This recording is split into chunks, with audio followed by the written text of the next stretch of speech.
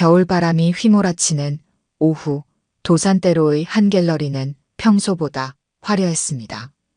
유리와 금속으로 지어진 현대적인 건물의 외벽에는 ETERNA의 영원을 그리다 전시회 배너가 바람에 나부꼈습니다. 회전문을 지나 로비에 들어서면 높은 천장에서 쏟아지는 자연광이 방문객들을 맞이했습니다. 대리석으로 마감된 로비 한켠에는 샴페인 테이블이 마련되어 있었고 그 주변으로 값비싼 드레스와 정장을 차려입은 사람들이 모여 있었습니다. VIP 초청 행사를 겸한 특별전이었습니다. 미술계 인사들과 컬렉터들이 3대에 걸쳐 이어온 갤러리의 품격에 걸맞은 세련된 모습으로 자리를 지키고 있었습니다. 여성들은 샤넬과 에르메스의 향수 냄새를 은은히 풍기며 작품 앞에서 이야기를 나누었고 남성들은 섬세하게 재단된 수트 차림으로 와인 잔을 기울이며 그들만의 이야기에 빠져 있었습니다. 이야기를 계속하기 전에 구독과 좋아요 꾹 눌러주시고 매일 배달되는 사연 들어보세요. 알림 설정까지 해두시면 이야기가 올라오자마자 들으실 수 있답니다. 여러분들의 응원은 사연 제작에 정말 큰 힘이 됩니다. 갤러리 입구가 열렸습니다. 찬바람과 함께 한 노인이 들어왔습니다. 낡은 회색 잠바는 군데군데 해진 실밥이 보였고 구겨진 면바지는 무릎 부분이 반들거렸습니다. 다른 운동화는 뒤꿈치가 찌그러져 있었고 신발끈은 여러 번 묶었다 풀었는지 색이 바랜 지 오래였습니다. 깡마른 체구의 노인은 들어서자마자 발걸음을 멈추었습니다. 로비의 화려한 풍경이 낯선 듯 했습니다. 수군거림이 일었습니다. VIP 고객들은 노인을 힐끗거리며 자리를 피했습니다. 에르메스 백을 든 중년 여성은 노인과 시선이 마주치자 재빨리 고개를 돌렸고 양복을 빼입은 남성은 노골적으로 인상을 찌푸렸습니다. 이런 데는 어떻게 하는 속삭임이 여기저기서 들려왔습니다. 보안 요원이 막 다가가려는 순간 젊은 여성이 빠르게 걸어왔습니다. 세련된 정장 차림에 완벽한 메이크업을 한 서지원 큐레이터였습니다. 그녀의 구두 소리가 대리석 바닥에 울렸습니다. 죄송하지만 지금은 프라이빗 행사 중입니다. 근처 시립미술관을 가보시는 게 좋을 것 같네요. 노인은 갤러리 안쪽을 바라보았습니다. 하얀 벽면에 걸린 그림들이 은은한 조명을 받아 빛났습니다. 전시장 안쪽으로는 한국 현대미술의 거장들이 그린 작품들이 시대순으로 걸려 있었고 그 끝에는 이번 전시의 메인 작품들이 자리하고 있었습니다. 잠시만 작품을 보고 싶습니다. 노인의 목소리는 나지막했지만 흔들림이 없었습니다. 주머니에서 꺼낸 손수건으로 이마의 땀을 닦았습니다. 걸어온 길이 꽤 멀었던 모양이었습니다. 서지원의 눈썹이 찌푸려졌습니다. 노인의 낡은 잠바 자락이 눈에 거슬렸습니다. VIP 행사의 품위를 떨어뜨릴까 걱정되었습니다. 여기는 일반인들이 쉽게 볼 수 있는 곳이 아닙니다. 시립미술관이 무료로 관람하실 수 있고 더 편하실 거예요. 이번에는 목소리에 짜증이 묻어났습니다. 그러나 노인의 눈빛은 더욱 깊어졌습니다. 주름진 얼굴에 희미한 미소가 스쳤습니다. 작품 하나만 확인하고 가겠습니다. 서지원은 더는 참을 수 없다는 듯 한숨을 내쉬었습니다. 주변의 VIP 고객들이 불편한 기색을 보이자 그녀의 말투는 더욱 차가워졌습니다. 그냥 동네 화방이나 시립미술관으로 가시라고요. 여긴 내일 이후에 오시든지요. 지금 초대받은 VIP들만 계신 거 안 보이세요? 노인은 잠시 침묵했습니다. 그의 시선은 여전히 전시장 안쪽을 향해 있었습니다. 마치 무언가를 찾는 듯 했습니다. 알고 있습니다. 단 3마디였지만 그 말에는 무게가 실려 있었습니다. 서지원은 그제야 노인의 눈빛을 마주 보았습니다. 깊이를 알 수 없는 눈동자였습니다. 피로한 기색이 역력했지만 그 속에서 무언가 다른 것이 느껴졌습니다. 하지만 서지원은 이내 고개를 저었습니다. 그녀에게는 VIP 고객들의 불편함을 해소하는 것이 더 중요했습니다. 죄송하지만 지금은 정말 안 됩니다. 다음에 일반 관람 시간에 와주세요. 그때였습니다. 전시장 안쪽에서 누군가가 빠른 걸음으로 달려나왔습니다. 갤러리 대표 박태준이었습니다. 그는 노인을 보자마자 걸음을 멈추었습니다. 순간 그의 얼굴이 창백해졌습니다. 잠깐만요. 전시장 안쪽에서 누군가가 빠른 걸음으로 달려나왔습니다. 갤러리 대표 박태준이었습니다. 그는 노인의 모습을 힐끗 보더니 서지원에게 다가가 작은 목소리로 속삭였습니다. 이분은 내가 직접 응대하도록 하지. 서지원은 영문을 모르겠다는 표정이었지만 대표의 말에 고개를 숙이고 물러났습니다. 노인은 여전히 전시장 안쪽 어딘가를 응시하고 있었습니다. 박태준은 노인을 2층 프라이빗 룸으로 안내했습니다. 로비에 남은 서지원은 두 사람의 뒷모습을 의아한 눈길로 바라보았습니다. VIP 고객들 사이에서도 의문의 수군거림이 이어졌습니다. 저 노인네가 대체 누군지 궁금한데요? 박 대표님이 직접 안내하시는 걸 처음 봤어요. 서지원은 프런트로 돌아와 예약 명단을 다시 훑어보았습니다. 오늘 방문 예정인 VIP 목록 어디에도 그런 노인의 이름은 없었습니다. 프라이빗 룸의 문이 닫혔습니다. 통유리창 밖으로 도시의 전경이 한눈에 들어오는 공간이었습니다. 박태준은 조심스럽게 노인을 응접 세트로 안내했습니다. 이렇게 갑자기 찾아와 주실 줄은 몰랐습니다. 아들을 통해서만 연락하다가 이번엔 제가 직접 와보고 싶었습니다. 박태준은 와인 캐비닛 앞에 서서 망설였습니다. 평소 VIP 고객들에게 대접하던 고급 와인을 꺼내려다가 문득 노인의 모습이 떠올라 멈칫했습니다. 차라도 한 잔 드시겠습니까? 물 한 잔이면 충분합니다. 노인은 의자에 앉아 창밖을 바라보았습니다. 40년. 그 세월 동안 도시는 완전히 달라져 있었습니다. 박태준은 물을 따르며 노인의 표정을 살폈습니다. 긴 세월 은둔하며 작품만 그려온 거장이 왜 갑자기 이곳을 찾았는지 궁금했습니다. 1층 로비에서는 VIP 고객들의 호기심이 점점 커져갔습니다. 누군가는 저 허름한 노인이 유명 컬렉터일 것이라 추측했고 또 누군가는 미술계 유명 인사의 부친이 아니겠냐고 수군거렸습니다. 서지원은 프라이빗 룸으로 향하는 계단을 바라보았습니다. 아까 노인이 입고 있던 낡은 잠바가 떠올랐습니다. 그리고 그가 전시장을 바라보던 깊이 있는 눈빛도 미술계에서 일한 5년 동안 그런 눈빛을 본 적이 없었습니다. 프라이빗 룸에서 박태준은 조심스럽게 입을 열었습니다. 아드님께 여쭤보긴 했지만 정말 이번이 마지막 전시회가 되는 겁니까?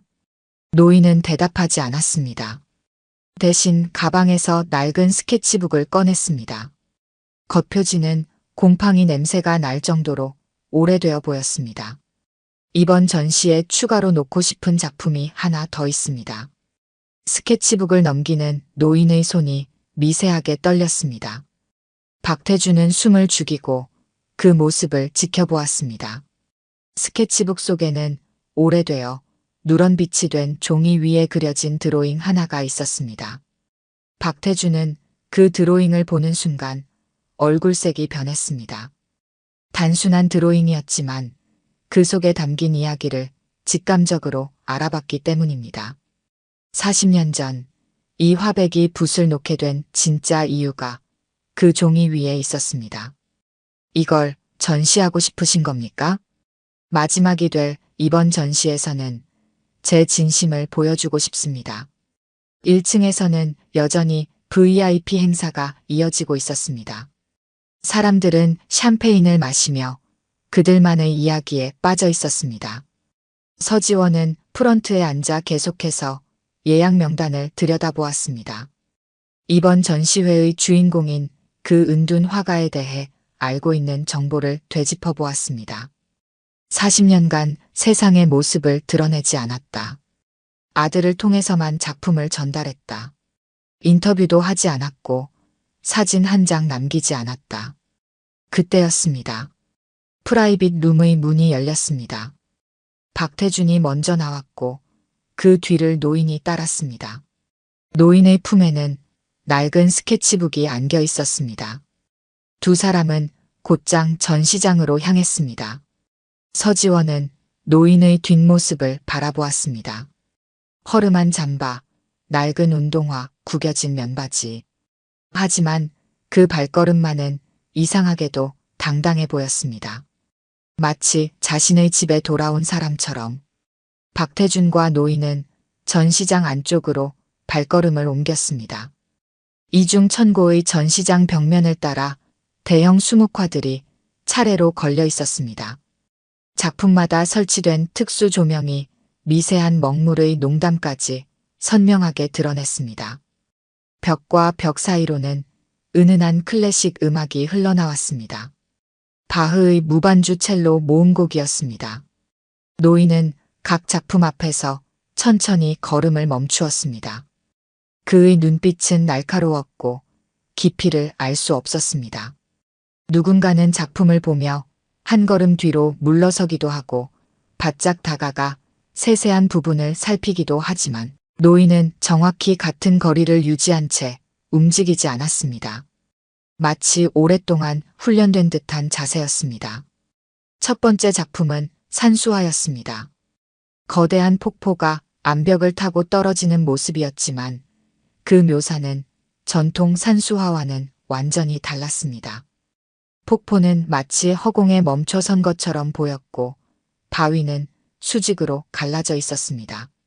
노인은 작품과 마주할 때마다 입술이 미세하게 떨렸지만 소리는 내지 않았습니다. 전시장에는 여전히 VIP 고객들이 삼삼오오 모여 있었습니다. 그들은 노인을 힐끗거리면서도 여전히 고급스러운 향수 냄새를 풍기며 작품 앞을 거닐었습니다.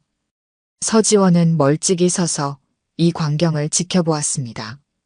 그녀는 박태준이 노인의 귀에 대고 뭔가를 이야기하는 모습도 보았습니다.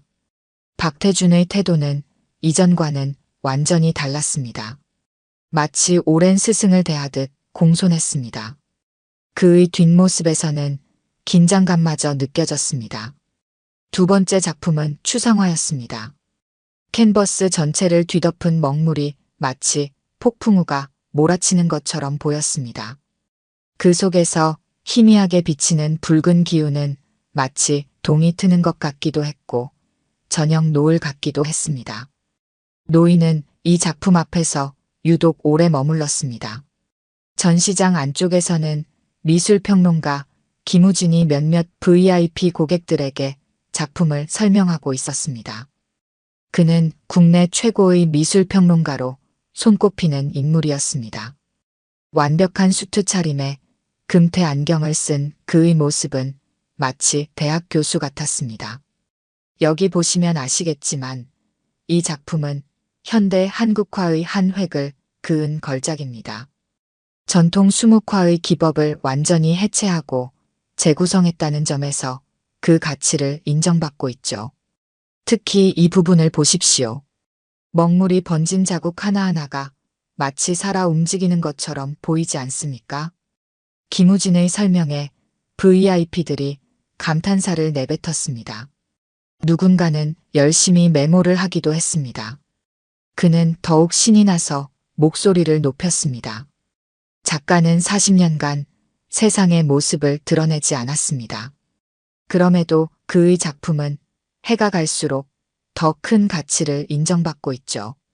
강민혁이란 이름 자체가 현대 미술의 신화가 된 겁니다. 그의 작품 세계는 마치 심연과도 같아서 들여다볼수록 더 깊은 의미가 드러납니다. 보시다시피 이 작품의 구도는 언뜻 단순해 보이지만 그때였습니다. 노인이 그들 앞에 있던 작품으로 다가섰습니다. 김우진은 처음에 노인을 단순한 방문객으로 여기고 무시하려 했습니다. 하지만 그의 시선이 노인의 얼굴에 닿는 순간 그대로 굳어버렸습니다. 강민혁 화백님. 김우진의 목소리가 떨렸습니다. 그의 얼굴이 창백하게 변했습니다. 주변의 VIP 고객들도 한순간에 말을 멈추었습니다. 누군가의 손에서 떨어진 와인 잔이 대리석 바닥에 부딪혀 산산조각 났습니다. 서지원은 그 자리에 얼어붙었습니다. 아까 그녀가 쫓아내려 했던 노인. 낡은 운동화를 신고 허름한 잠바를 입었던 그 노인이 바로 이 모든 작품의 주인이었다는 사실을 받아들일 수 없었습니다. 그녀의 머릿속에서 아까 했던 모든 말과 행동이 주마등처럼 스쳐 지나갔습니다. 전시장 안이 순식간에 조용해졌습니다. 바흐의 첼로 선율만이 고요한 공간을 맴돌았습니다. 모든 시선이 노인에게 쏠렸습니다. 누군가는 손으로 입을 가리며 놀란 표정을 감추려 했고 또 누군가는 연신 고개를 숙이며 죄송하다는 말을 중얼거렸습니다. 노인은 그저 작품을 바라볼 뿐이었습니다. 마치 오랜 친구를 만난 것처럼 담담한 눈빛이었습니다. 그의 주름진 손가락이 허공에서 그림의 선을 따라가는 듯한 동작을 그렸습니다. 마치 40년 전 그 붓질을 다시 한번 확인하는 것처럼. 박태준은 조용히 노인의 곁을 지켰습니다. 그는 이미 모든 것을 알고 있었다는 듯한 표정이었습니다. 서지원은 그제야 깨달았습니다. 왜 박태준이 그토록 공손하게 노인을 대했는지, 왜 그가 직접 노인을 안내하겠다고 했는지를.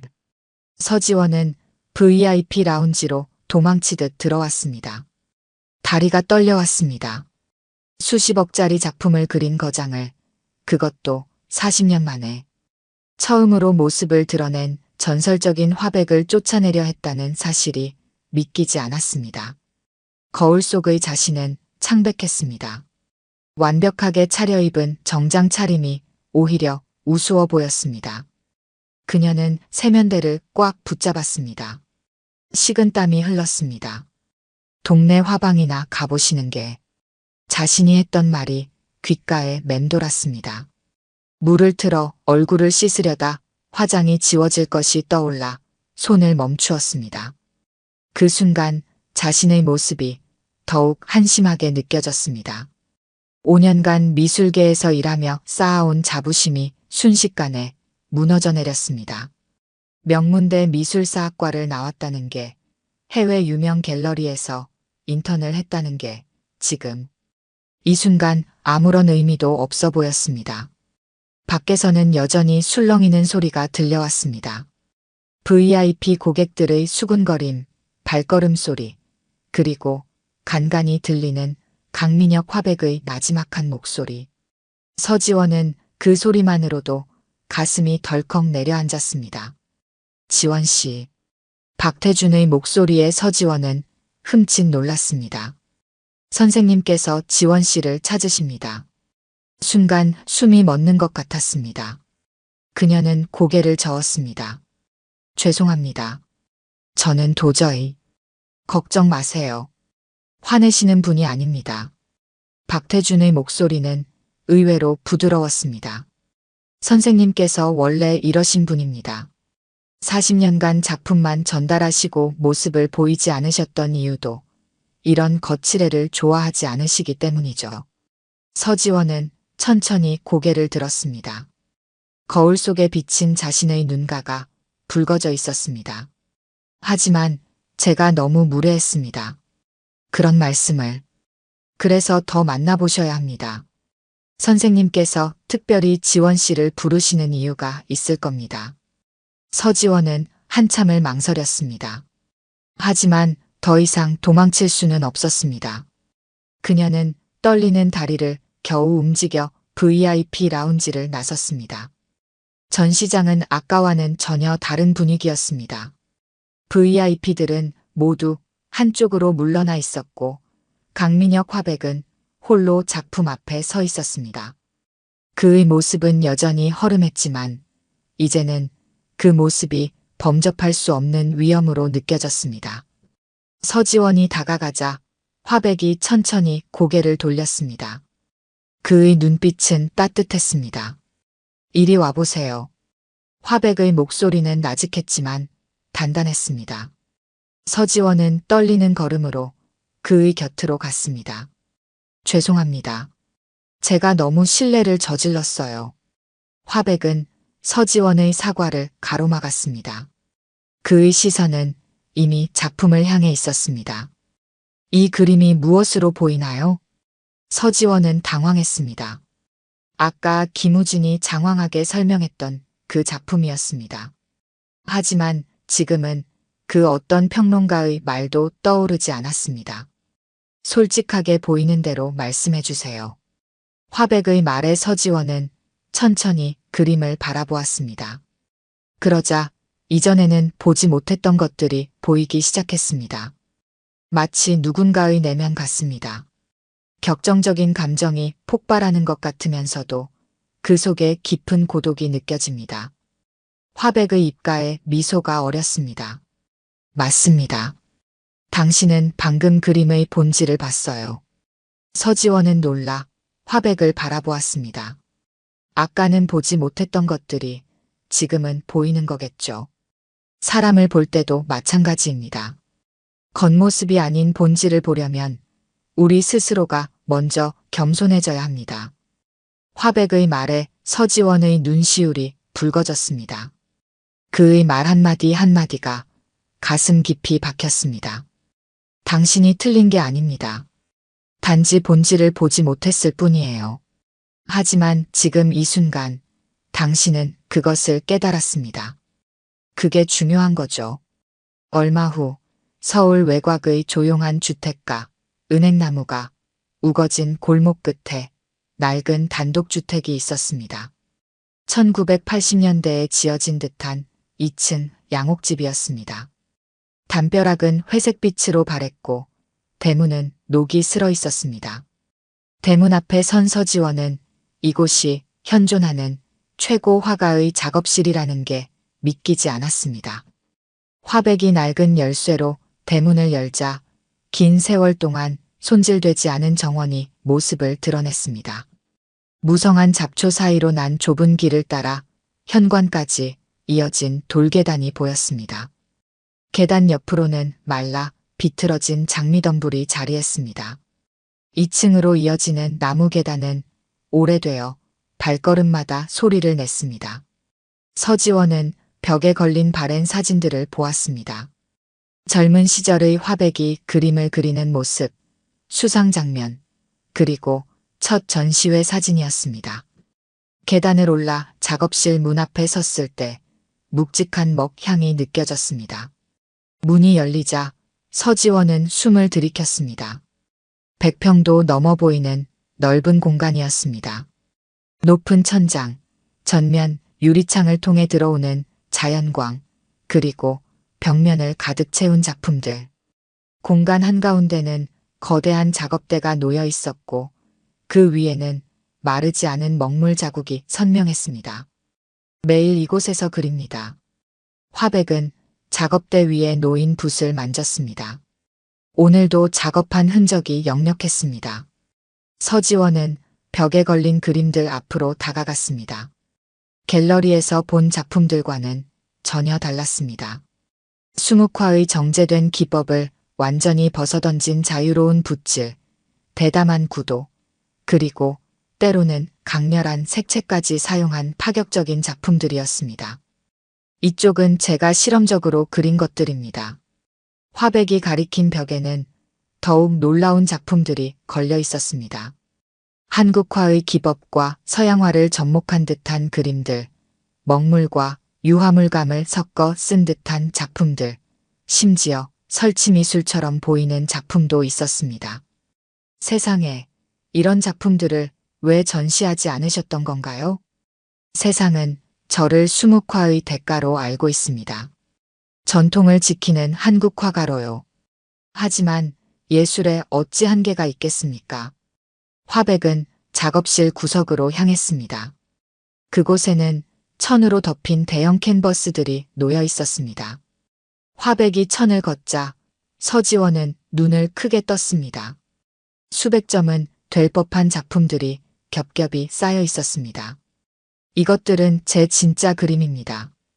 아무도 보지 못한 제 영혼을 담은 작품들이지요. 서지원은 한 장 한 장 작품을 살펴보았습니다. 그림에서는 놀라운 에너지가 느껴졌습니다. 마치 40년간 억눌러온 예술혼이 폭발하듯 터져나온 것 같았습니다. 선생님, 이 작품들로 한 번 더 전시회를 열면 어떨까요? 화백이 놀란 듯 서지원을 바라보았습니다. 지금 하고 있는 전시는 선생님의 대표작들을 모은 회고전입니다.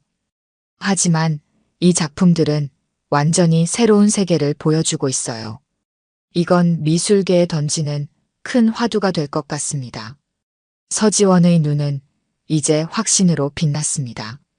아침에 자신이 저지른 실수가 부끄럽지만 그 덕분에 이런 귀중한 작품들을 발견하게 된 것이 신기할 따름이었습니다. 화백은 창가로 걸어갔습니다. 40년간 이곳에서 혼자만의 실험을 거듭하며 그려온 그림들. 그것은 누구의 평가도 의식하지 않은 순수한 예술혼의 기록이었습니다. 그는 깊은 생각에 잠긴 듯 했습니다. 갤러리는 여전히 사람들로 붐볐습니다. 강민혁 화백의 깜짝 등장 이후 관람객이 2배로 늘었다는 게 박태준의 말이었습니다. 전시장 안에서는 여전히 수묵화의 대가로 불리는 강민혁의 작품들이 걸려 있었습니다. 차분하고 정제된 먹물의 세계. 그것이 지금까지 세상이 알던 강민혁이었습니다. 서지원은 전시장을 둘러보며 어제와는 다른 감정을 느꼈습니다. 벽에 걸린 작품들이 마치 가면처럼 보였습니다. 완벽하지만 진짜가 아닌 어떤 것. 그녀는 어제 작업실에서 본 그림들을 떠올렸습니다. 폭발하는 색채와 자유로운 붓질, 그리고 그 속에 담긴 뜨거운 예술혼. 새로운 전시를 준비하고 싶다고요? 박태준의 사무실에서 강민우가 놀란 표정으로 물었습니다. 화백의 막내 아들이었습니다. 그는 40년간 아버지의 작품 활동을 대리해온 인물이었습니다. 네.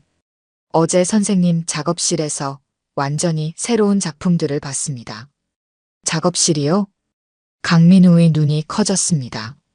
그는 아버지의 작업실에 들어가 본 적이 없었습니다. 40년간 단 한 번도. 거기엔 우리가 몰랐던 작품들이 있습니다. 수백 점이 넘는 실험적인 그림들이요.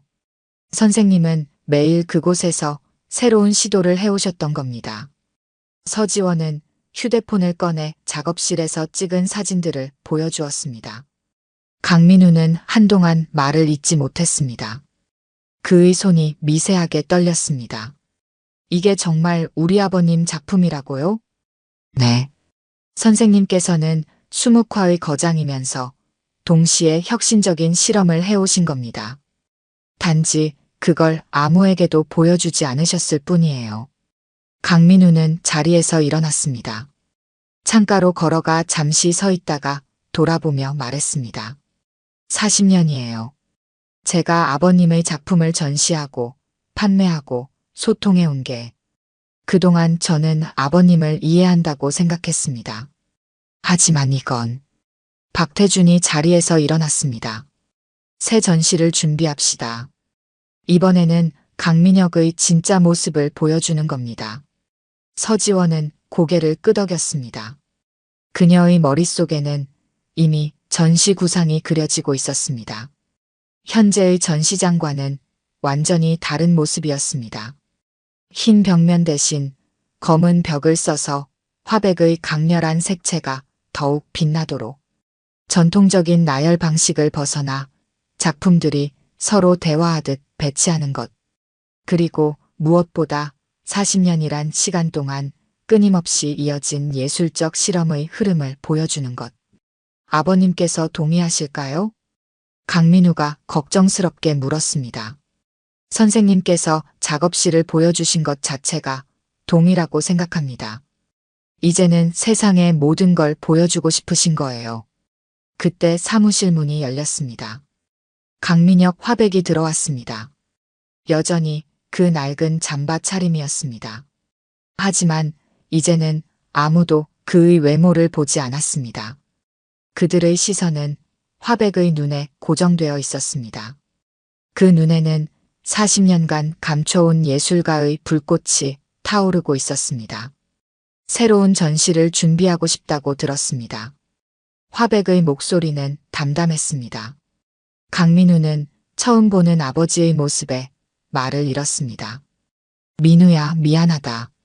내게도 보여주지 못했구나. 아버지의 진짜 모습을. 한 달 뒤 갤러리는 다시 한번 문을 열었습니다. 이번에는 지하 전시장을 전부 사용했습니다. 검게 칠한 벽면에는 강민혁이라는 이름 아래 히던 라이트, 감춰진 빛이라는 제목이 붙었습니다. 첫 번째 전시가 끝나기 무섭게 시작된 새로운 전시 소식에 미술계가 술렁였습니다. 특히 이번에는 한국화의 거장 강민혁이 그동안 한 번도 보여준 적 없는 작품들을 공개한다는 소문이 파다했습니다. 이게 정말 강민혁 화백의 작품이란 말입니까? 개막식장의 첫마디는 충격과 의심이었습니다. 검은 벽면에 걸린 그림들은 너무나 강렬했습니다. 먹물과 유화 물감이 뒤섞인 화면은 폭발하는 에너지를 담고 있었고, 한국화의 기법으로는 상상도 할 수 없는 구도와 색채가 사람들의 시선을 사로잡았습니다. 40년간 매일 그린 작품들입니다. 서지원이 설명했습니다. 그녀는 이제 자신감 넘치는 목소리로 작품을 해설했습니다. 첫 전시의 작품들이 세상을 향한 얼굴이었다면 이 작품들은 강민혁이라는 예술가의 진정한 내면입니다. 그가 40년간 자신의 작업실에서 홀로 붓을 들고 쌓아온 기록이자 예술에 대한 그의 진짜 대답입니다. 사람들은 입을 다물지 못했습니다. 한 점 한 점 그림 앞에 서서 오랫동안 눈을 떼지 못했습니다. 그들이 알던 강민혁은 사라졌습니다. 그 자리에는 훨씬 더 자유롭고 더 과감하고 더 현대적인 예술가가 있었습니다. 놀랍군요. 이건 정말. 미술평론가 김우진이 말을 잇지 못했습니다. 그의 손에는 여전히 전시 도록이 들려 있었습니다. 며칠 전 서지원에게서 원고 청탁을 받았을 때만 해도 그는 반신반의했습니다. 하지만 지금 이 작품들 앞에서 그는 완전히 새로운 평론을 써야 한다는 걸 깨달았습니다. 이제 강민혁을 다시 써야 할 것 같습니다. 우리가 알던 그의 작품 세계는 빙산의 일각이었어요. 전시장 구석에서 강민우는 아버지와 나란히 서 있었습니다. 둘 다 말이 없었습니다. 하지만 그 침묵은 더 이상 서로를 가로막는 벽이 아니었습니다. 아버님, 이게 다 언제 그리신 겁니까? 매일 조금씩이었다.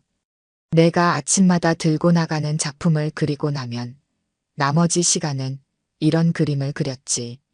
그동안 저는 아버님을 전혀 몰랐네요. 아니다. 내가 있었기에 이런 그림을 그릴 수 있었다. 세상의 시선을 내가 막아주었으니까.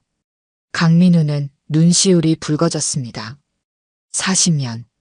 그 세월 동안 자신은 아버지의 방패가 되어주었던 것입니다.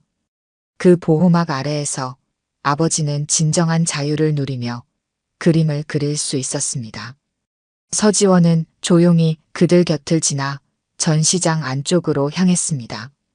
그곳에는 이번 전시의 가장 큰 작품이 걸려 있었습니다. 화백이 어제까지 작업실에서 그린 신작이었습니다. 검은 바탕에 터져나오는 붉은색. 그 위로 흩뿌려진 금박과 먹물의 번짐.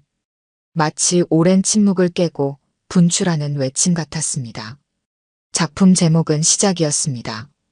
이제 진짜 그림을 그릴 수 있을 것 같습니다. 언제 다가왔는지 화백이 서지원의 곁에 서 있었습니다. 40년 만에 처음으로 제 모습을 보여줬더니 이상하게도 마음이 편합니다. 이제는 제가 하고 싶은 그림을 마음껏 그려도 될 것 같아요. 서지원은 미소를 지었습니다. 얼마 전 그녀가 겉모습만 보고 판단했던 허름한 노인은 이제 없었습니다. 그 자리에는 한 명의 위대한 예술가가 서 있었습니다. 전시장은 점점 더 사람들로 가득 찼습니다. 그들의 눈에는 경이로움이 가득했습니다. 40년의 침묵이 깨지는 순간 그들은 새로운 빛을 발견한 것입니다. 오늘 들려드린 이야기가 여러분의 마음에 작은 울림이 되었기를 바랍니다. 아까 깜빡하신 분들이 계셨다면 좋아요와 구독 부탁드려요. 다음 사연을 들려드리는데 큰 힘이 된답니다. 그리고 여러분의 이야기도 댓글로 들려주세요. 다음 이야기 때 또 뵙겠습니다. 매서운 겨울바람이 청담 사거리를 휘감고 있었습니다. 갤러리아 백화점 앞 횡단보도에 한 노인이 비틀거리며 서 있었습니다. 낡은 병원 가운 위에 허름한 카디건 하나만 걸친 채였습니다. 폐렴으로 입원 중인 강경숙 할머니는 잠시도 쉬지 못하고 길을 헤매고 있었습니다. 4인실 병실을 몰래 빠져나온 지 2시간. 고열에 시달리는 몸을 이끌고 버스를 타고 내리기를 반복했지만 은행이 어디 있는지 도통 기억이 나지 않았습니다. 택시를 탔어야 하는데 후회했지만 그 돈도 아까웠습니다. 마스크 위로 드러난 이마에는 식은땀이 가득했고 헝클어진 머리카락은 바람에 흩날렸습니다. 왜 나왔는지도 기억이 안 나 괴로워하다가 은행에 가야 한다는 걸 떠올렸습니다. 이야기를 계속하기 전에 구독과 좋아요 꾹 눌러주시고 매일 배달되는 사연 들어보세요. 알림 설정까지 해두시면 이야기가 올라오자마자 들으실 수 있답니다. 여러분들의 응원은 사연 제작에 정말 큰 힘이 됩니다. 지나가는 사람들은 하나같이 그녀를 피해갔습니다. 명품 백을 든 젊은 여성이 인상을 찌푸리며 한 걸음 물러섰고 양복 입은 남자는 코를 막은 채 빠르게 지나갔습니다. 병원 소독약 냄새와 식은땀 냄새가 뒤섞인 노인은 이 화려한 거리에서 철저히 외면받고 있었습니다. 그때였습니다. 익숙한 건물이 눈에 들어왔습니다. 마침내 30년 넘게 다니던 은행에 도착한 겁니다. 다리에 힘이 풀려 비틀거리면서도 강 여사는 안도의 한숨을 내쉬었습니다. 유리문을 밀고 들어서자 따뜻한 실내 공기가 얼굴을 감쌌습니다. 하지만 은행 안의 시선은 바깥보다 더 차가웠습니다. 고급스러운 정장 차림의 고객들이 일제히 고개를 돌렸고 창구의 직원들은 눈빛을 교환하며 인상을 찌푸렸습니다. 허름한 차림의 노인네가 들어오자 순간 은행의 공기가 무거워진 듯 했습니다. 강경숙은 힘없는 발걸음을 창구로 옮겼습니다. 고열 때문에 눈앞이 희미하게 흔들렸습니다. 젊은 여직원 앞에 서자 그녀는 떨리는 손으로 낡은 통장을 꺼내려 했습니다. 하지만 그 전에 차가운 목소리가 먼저 날아왔습니다. 저기 할머니 어디 아프신 거 아니에요? 병 옮기면 안 돼요. 박지현 대리의 목소리에는 노골적인 멸시가 담겨 있었습니다. 마치 더러운 것이라도 본 듯한 표정이었습니다. 강 여사는 말을 하려 했지만 목이 타들어가는 듯했고 지독한 기침만 터져나왔습니다. 아니, 제가 통장. 떨리는 손으로 통장을 꺼내 보이려는 순간 옆 창구의 신입 직원 김은지가 물 한 잔을 가져다 주려 했습니다. 하지만 박 대리가 그녀의 팔을 잡아 끌었습니다. 경비님, 여기 좀 봐주세요. 다른 고객님들이 많이 불편해하세요. 중년의 경비원이 다가왔습니다. 강 여사의 팔을 잡아 끄는 그의 손길은 단호했습니다. 김은지는 안타까운 듯 그 모습을 바라보았지만 선배의 눈치에 눌려 어쩌지 못했습니다. 한파가 몰아치는 바깥으로 다시 쫓겨난 강 여사는 은행 계단에 주저앉고 말았습니다. 몸에서는 열이 났지만 손발은 얼음장처럼 차가웠습니다. 희미한 시야로 보이는 백화점 불빛이 눈물에 번져갔습니다. 30년이었습니다. 매달 15일이면 꼭 이 은행을 찾았습니다. 누가 보면 얼마 안 될지는 몰라도 돈을 넣으며 잔고를 확인하는 것이 그녀의 낙이었지요. 그런 그녀가 오늘은 이렇게 문전박대를 당했습니다. 할머니, 이대로 가시면 안 돼요. 제가 택시라도 불러드릴게요. 김은지가 몰래 밖으로 나와 강 여사의 팔을 조심스레 부축했습니다. 다른 직원들의 날카로운 시선이 느껴졌지만 그녀는 작은 용기를 내어 따뜻한 캔 커피와 함께 택시비까지 건네려 했습니다. 강 여사는 따뜻한 마음만 받고 택시비는 괜찮다며 고개를 저었습니다. 이런 따뜻한 친절이 오히려 더 큰 서러움을 자아냈습니다. 택시를 타고 병원으로 돌아가는 길, 창밖으로 익숙한 건물들이 스쳐 지나갔습니다. 30년 동안 한 푼 두 푼 모아 일군 재산이었지만 오늘 그녀는 한 사람의 인격으로도 대접받지 못했습니다. 택시 기사님이 걱정스러운 눈빛으로 백미러를 보았지만 강 여사는 그저 말없이 눈물을 훔쳤습니다. 병실에 도착하자 간호사들이 한바탕 난리가 났습니다. 체온이 40도까지 올라가 있었고 산소 포화도는 위험할 정도로 떨어져 있었습니다. 하지만 그녀의 귓가에는 아무것도 들리지 않았습니다. 30년을 거래한 은행에서 사람 취급도 받지 못하고 쫓겨났다는 서러움만이 가슴 한켠에 깊이 박혀 있었습니다. 사인실 창문 너머로 보이는 도시의 불빛이 차갑게 빛났습니다. 산소 마스크를 쓴 채 누운 강 여사는 탁자 위에 놓인 전화기를 물끄러미 바라보았습니다. 한참을 망설이다 송미란 변호사의 번호를 누르는 그녀의 손가락이 떨렸습니다. 하얗게 마른 뺨 위로 다시 한 줄기 눈물이 흘러내렸습니다. 평생 검소하게 살아온 그녀였지만 오늘처럼 자신이 초라하게 느껴진 적은 없었습니다. 다음 날 아침 여의도에 위치한 한법률사무소는 평소와 다른 분위기로 출발했습니다. 송미란 변호사는 이른 시간부터 부동산 관련 서류들을 검토하고 있었습니다. 20년 넘게 강경숙 여사의 법률을 담당해온 그녀의 책상 위에는 청담동과 압구정동의 부동산 등기부등본들이 산처럼 쌓여 있었습니다. 그 중에서도 가장 눈에 띄는 것은 갤러리아 백화점 인근의 핵심 상권 건물들이었습니다. 청담 사거리에서 도산공원으로 이어지는 길에만 건물 3채, 그리고 압구정 로데오 거리에 대형 빌딩 1채. 보증금만 해도 수백억에 달했고 월 임대료 수입은 10억이 넘었습니다. 이 모든 건물이 30년 전 현금으로 매입되었다는 사실이 서류에 고스란히 남아 있었습니다. 송 변호사의 손끝이 서류 위에서 떨렸습니다. 어젯밤 강 여사에게서 전화를 받은 후 그녀는 한숨도 자지 못했습니다.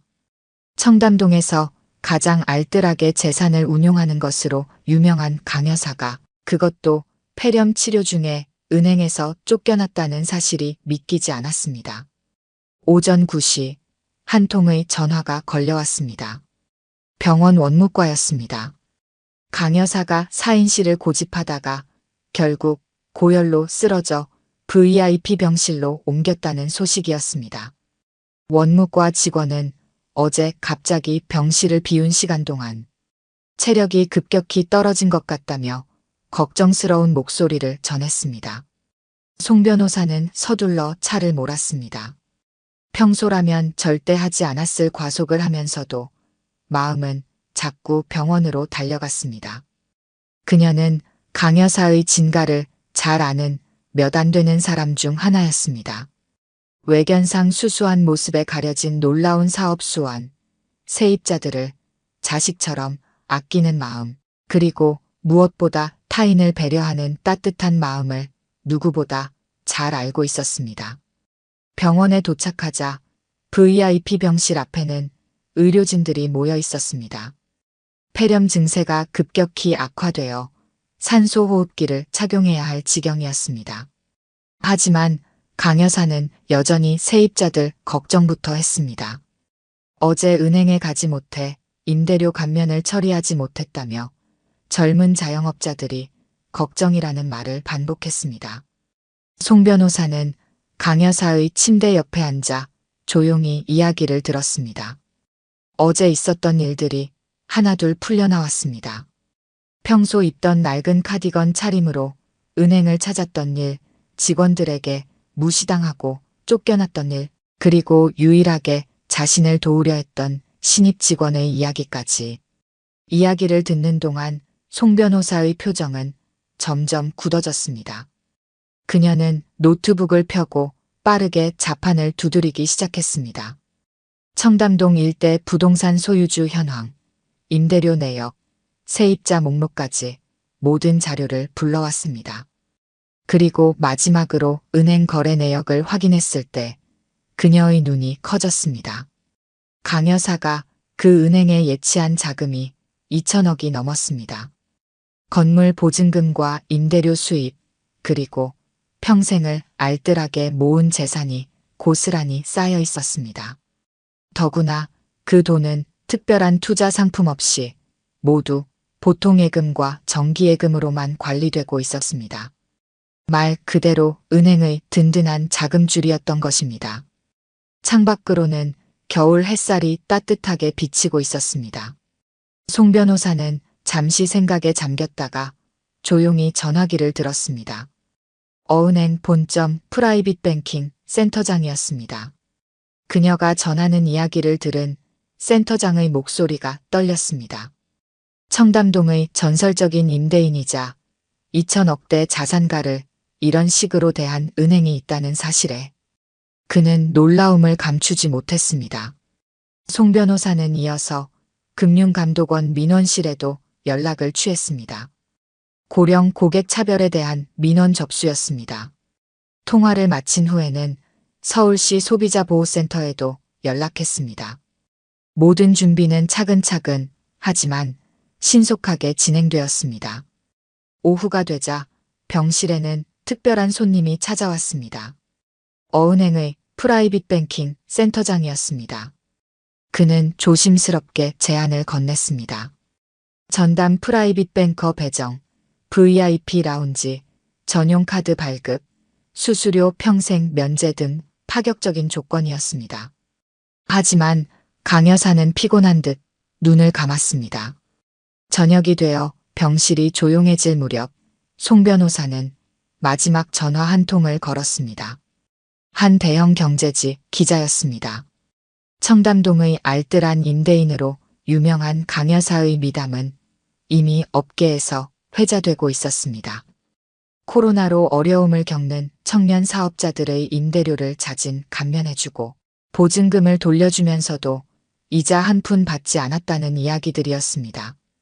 밤이 깊어갈수록 송 변호사의 휴대폰은 쉴 새 없이 울렸습니다.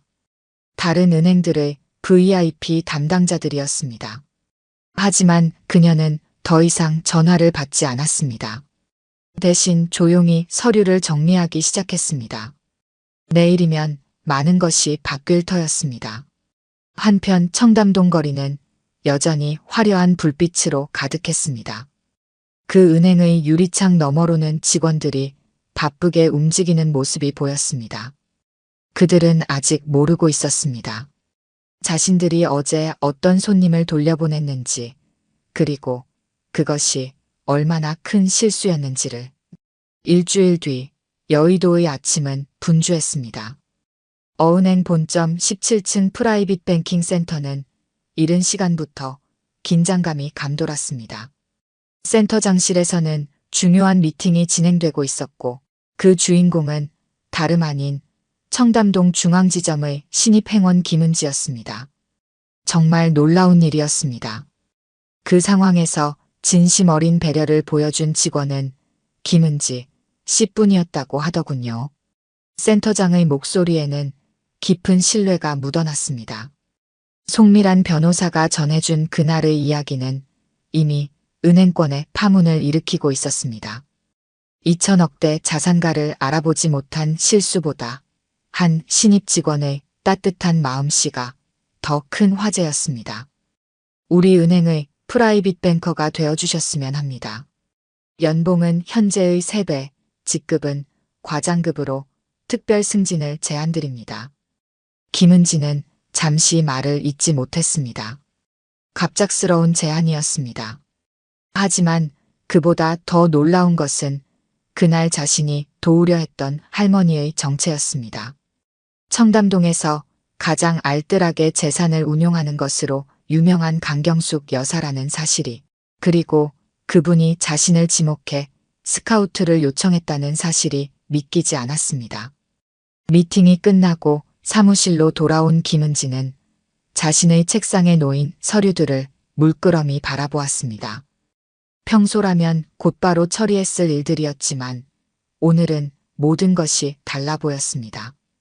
옆자리의 박지현 대리는 그날 이후로 계속 불안에 시달리고 있었고 지점 전체가 무거운 분위기에 휩싸여 있었습니다. 그때였습니다. 지점장이 급하게 전 직원 미팅을 소집했습니다. 아침부터 본점에서 날아온 공문 때문이었습니다. 고령 고객 응대 매뉴얼 전면 재검토, 직원 친절 교육 의무화, 특별감사 시행 예고. 모든 내용이 일주일 전 그날의 사건과 관련이 있어 보였습니다. 회의실의 공기는 무거웠습니다. 지점장의 설명이 이어졌습니다. 강경숙 여사가 단순한 임대사업자가 아니었다는 것, 청담동 일대 최고의 우량 자산가라는 것, 그리고 그분이 평생 모은 재산을 모두 현금으로 보유하고 있다는 충격적인 사실들이 하나둘 공개되었습니다. 더욱 놀라운 것은 강 여사의 소문난 검소함이었습니다. 수천억대 자산가임에도 30년간 같은 은행을 이용했고 화려한 투자 상품 대신 정기예금만을 고집했으며 심지어 병원에서도 4인실을 이용할 만큼 절약하는 스타일이었다는 것입니다. 직원들의 얼굴이 하얗게 변했습니다. 그리고 마지막 폭탄 선언이 떨어졌습니다. 강 여사의 자금을 유치하기 위해 시중 유수의 은행들이 움직이기 시작했다는 것, 그 중에서도 어은행이 가장 적극적으로 나서고 있다는 것. 여기에 김은지의 스카우트 이야기까지 더해지자 회의실은 순간 숨소리마저 들리지 않을 만큼 조용해졌습니다. 오후가 되자 은행 안에는 미묘한 긴장감이 감돌았습니다. 강 여사가 퇴원했다는 소식이 전해진 것입니다. 직원들은 초조한 듯 창밖을 내다보았고 지점장은 안절부절 못하며 자리를 지켰습니다. 박지현 대리의 손은 미세하게 떨리고 있었습니다. 그때 밖에서 소란스러운 소리가 들렸습니다. 검은색 벤틀리 한 대가 은행 앞에 멈춰 섰고 운전석에서 송미란 변호사가 내렸습니다. 이어서 뒷좌석에서 우아한 정장 차림의 노신사가 모습을 드러냈습니다. 강남 부동산 업계에서 손꼽히는 중개사였습니다. 그리고 마지막으로 한 여성이 내렸습니다. 정갈한 한복 차림의 강경숙 여사였습니다. 일주일 전 그날의 초라한 모습은 온데간데 없었습니다. 눈부신 진주 비녀를 꽂은 머리는 단정하게 틀어 올려져 있었고 고급스러운 명주 한복은 그녀의 위엄을 한층 돋보이게 했습니다. 은행 안이 순식간에 얼어붙었습니다. 고객들도 직원들도 모두 숨을 죽였습니다. 강 여사의 발걸음은 천천히 하지만 단호했습니다. 그녀의 뒤로는 부동산 중개사와 변호사 그리고 어은행의 프라이빗 뱅킹 센터장이 따랐습니다. 지점장이 허둥지둥 달려나왔지만 강 여사는 그를 지나쳐 곧바로 김은지의 창구로 향했습니다. 박지현 대리는 자신의 자리에서 꼼짝도 하지 못한 채 그 광경을 지켜보았습니다. 김은지 씨, 이제 새로운 은행에서 뵐 수 있겠네요. 강 여사의 목소리는 따뜻했습니다. 김은지는 붉어진 눈시울을 감추며 고개를 숙였습니다. 그제야 지점장은 김은지가 어은행 프라이빗 뱅커로 스카우트 되었다는 사실을 알게 되었습니다. 강 여사 일행이 자리한 VIP룸에서는 1시간 넘게 회의가 이어졌습니다. 창 너머로 들리는 이야기는 모두를 충격에 빠뜨렸습니다. 청담동 한복판 건물 4채의 소유권 이전, 2천억대 자금의 이동, 새로운 부동산 개발 프로젝트 계획까지 모든 것이 어은행을 통해 이루어질 예정이었습니다. 저녁이 되어 강 여사 일행이 떠난 후 은행은 깊은 침묵에 빠졌습니다. 직원들은 그제야 자신들이 잃어버린 것이 단순한 거래처가 아니었다는 것을 깨달았습니다. 그것은 30년의 신뢰였고 진정성이었고 무엇보다 사람을 보는 눈이었습니다. 밤늦게까지 이어진 지점 회의에서는 자책과 반성이 이어졌습니다. 하지만 이미 엎질러진 물을 담을 수는 없었습니다. 청담동의 거리는 여전히 화려한 불빛으로 가득했고 그 불빛 속에는 이제 새로운 이야기가 시작되고 있었습니다. 한 달 후 청담동의 풍경이 조금씩 달라지고 있었습니다. 강 여사가 소유한 건물들의 외관이 새롭게 단장되기 시작했고 어은행의 새 지점이 들어설 자리에는 공사 가림막이 설치되었습니다. 하지만 가장 큰 변화는 그 안에서 일어나고 있었습니다. 갤러리아 백화점 맞은편 강 여사의 주력 빌딩 1층에는 특별한 공간이 마련되고 있었습니다. VIP 시니어 라운지라는 이름의 이 공간은 고령의 고객들을 위한 전용 은행이었습니다. 어은행의 첫 번째 특수점포로 선정된 이곳의 총괄 매니저는 다름 아닌 김은지였습니다. 이 특별한 은행의 설립 과정에는 강 여사의 깊은 뜻이 담겨 있었습니다. 그녀는 어은행 측에 한 가지 조건을 제시했습니다. 2천억대의 자금을 옮기는 대신 노인과 장애인을 위한 특별한 은행을 만들어 달라는 것이었습니다. 처음에는 다소 무리한 요구처럼 보였지만 강 여사의 진심이 전해지자 은행은 흔쾌히 수락했습니다. 공간은 평범한 은행과는 전혀 달랐습니다. 입구는 완만한 경사로로 설계되었고 실내는 따뜻한 원목과 부드러운 조명으로 꾸며졌습니다. 창구 의자는 모두 전동 리프트가 장착되었고 대기 공간에는 안마의자가 비치되었습니다. 무엇보다 특별했던 것은 직원 교육이었습니다. 김은지는 새로운 직원들을 선발하면서 한 가지를 특히 강조했습니다. 그것은 바로 진정성이었습니다. 스펙이나 경력보다 중요한 것은 고령 고객을 진심으로 대할 수 있는 마음이었습니다. 그녀는 면접에서 항상 이런 질문을 했습니다. 귀찮고 번거로운 고객이 있다면 어떻게 하시겠습니까? 지점 오픈을 일주일 앞둔 어느 날 강 여사가 조용히 공사장을 찾았습니다. 이번에도 화려한 한복 대신 평소처럼 수수한 차림이었습니다. 김은지는 그런 그녀의 모습에서 특별한 의미를 발견했습니다. 겉모습이 아닌 본질을 보라는 무언의 가르침이었습니다. 은지 씨, 우리 함께 한 가지 약속을 해요. 강 여사는 김은지의 손을 잡았습니다. 그녀의 눈에는 따뜻한 광채가 어려 있었습니다. 이곳을 찾는 모든 어르신들이 그날의 나처럼 차별받지 않게 해주세요. 그들의 주름진 얼굴 뒤에는 모두 존엄한 인생이 있다는 걸 잊지 말아요. 그 말은 단순한 부탁이 아닌 평생의 신념이었습니다. 강 여사는 이어서 놀라운 이야기를 들려주었습니다. 그녀가 가진 모든 건물은 사실 임대인의 얼굴을 한 임차인이었다는 것입니다. 30년 전 그녀는 남편과 함께 이 거리에서 작은 가게를 시작했습니다. 건물주의 갑작스러운 임대료 인상으로 가게를 접어야 했을 때 한 은행원의 따뜻한 배려로 대출을 받을 수 있었고 그것이 전환점이 되었습니다. 그때의 그 은행원처럼 은지 씨도 누군가의 인생을 바꿀 수 있어요. 개점을 하루 앞둔 저녁, VIP 시니어 라운지는 특별한 손님들을 맞이했습니다. 청담동의 노인정 어르신들이었습니다. 강 여사는 그들을 위해 작은 다회를 준비했습니다. 평소 절약하는 것으로 유명한 그녀였지만 이날만큼은 최고급 닭이와 과자를 준비했습니다. 다과를 나누는 자리에서 한 할머니가 눈물을 보였습니다. 몇 달 전 다른 은행에서 무시당했던 일을 이야기하며 이런 곳이 생겨서 정말 다행이라고 했습니다. 그때 강 여사는 조용히 미소 지었습니다. 그녀의 쓰라린 경험이 누군가에게는 위로가 되고 있었기 때문입니다. 드디어 문을 연 VIP 시니어 라운지는 금융권에 신선한 충격을 주었습니다. 첫 달부터 예상을 뛰어넘는 실적을 올렸고 입소문을 타고 멀리서도 고객들이 찾아왔습니다.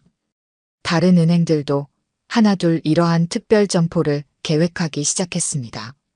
김은지는 매일 아침 라운지에 들어설 때마다 입구에 걸린 문구를 바라봅니다. 당신의 주름은 삶의 훈장입니다. 이 글귀는 강 여사가 직접 써서 건넨 것입니다. 그리고 그 아래에는 작은 글씨로 이렇게 적혀 있습니다. 모든 사람은 존중받을 자격이 있습니다. 청담동의 거리는 여전히 화려합니다.